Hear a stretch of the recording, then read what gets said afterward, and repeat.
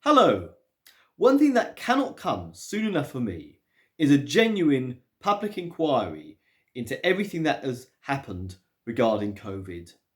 So when I came across this website, peoplescovidinquiry.com, I was very interested to see what they had to say, and I thought this looks good on the face of it. However, when I looked into this website, I was a bit disappointed. I'm going to read you their mission statement. People's COVID Inquiry statement. With more than 100,000 deaths from COVID-19, we believe the public deserves to know how and why this has happened. The death toll will continue to rise for many months until vaccination starts to have an effect. In the meantime, learning the right lessons is urgent if lives are to be saved. Our People's COVID Inquiry will examine what has happened and how well the NHS was prepared.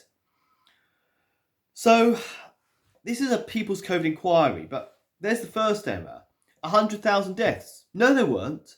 100,000 people were recorded as dying of COVID, but the average age among those people is around 82, and over 95% of them actually died of other illnesses. They had life-threatening illnesses, and they were recorded out as a COVID death because they either tested positive within the last month, or they died with flu-like symptoms, and that can be backed up by the Office for National Statistics guide for recording deaths in the emergency period, as I discussed in an earlier video.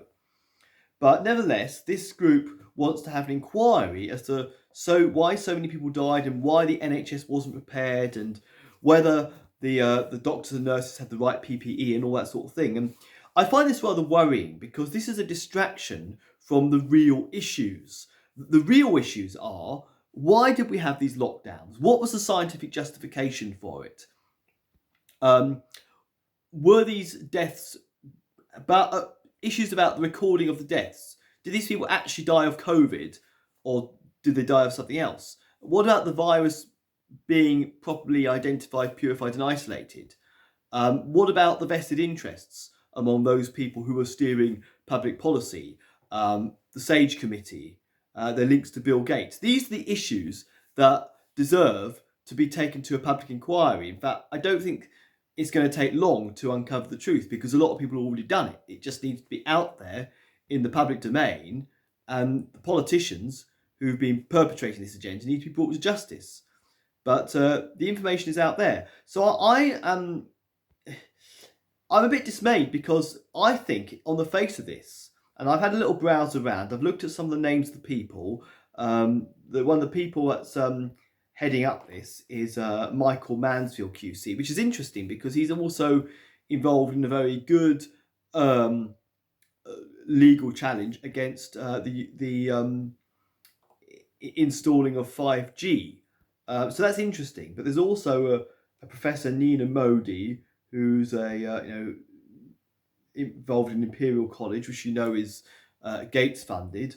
And you look at other people involved in this group, and you can see a lot of them have got vested interests. So I'm very concerned that an inquiry like this, People's COVID Inquiry, is actually acting as some sort of distraction to the real issues. People want to have an inquiry over why we had so many deaths. Well, we didn't.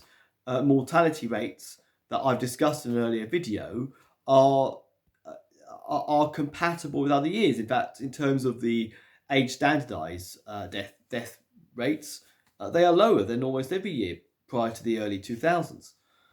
So this is a bit of a farce as far as I can see. However, on this website, the People's COVID Inquiry, there is a survey that anyone can take. And I'd encourage anyone to take that survey and let them know when they ask questions like, obviously they ask questions such as whether you believe that the lockdown restrictions should have been tougher or less tough or whatever. So you can say what you think of that. And also it says about questions such as, well, in your workplace, did they introduce enough social distancing? Did you feel safe and all that sort of thing?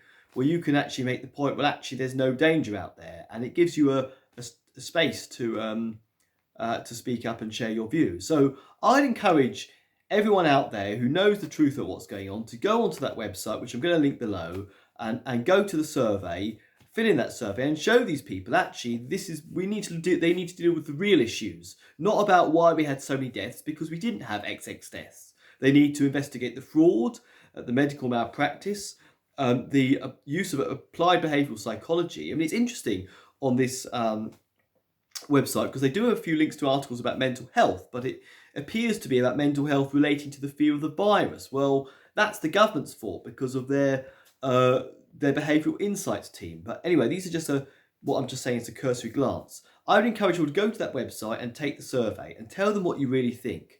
I'm concerned about this inquiry because people might argue, the press will say, oh, we've investigated into COVID, when they haven't. They haven't investigated the real issues. They're investigating why we have so many COVID deaths when actually we never had those deaths in the first place, because they were fraudulently recorded as COVID deaths when actually these are elderly people who would have died anyway of other diseases. But anyway, these are just my initial thoughts. I may well do a bit more research into this. It's hosted by Keep Our NHS Public, which I believe is a very left-wing socialist type of group. So it's interesting might be interesting to research a little bit more. But check it out, go and do the survey, and speak soon. Thanks for watching.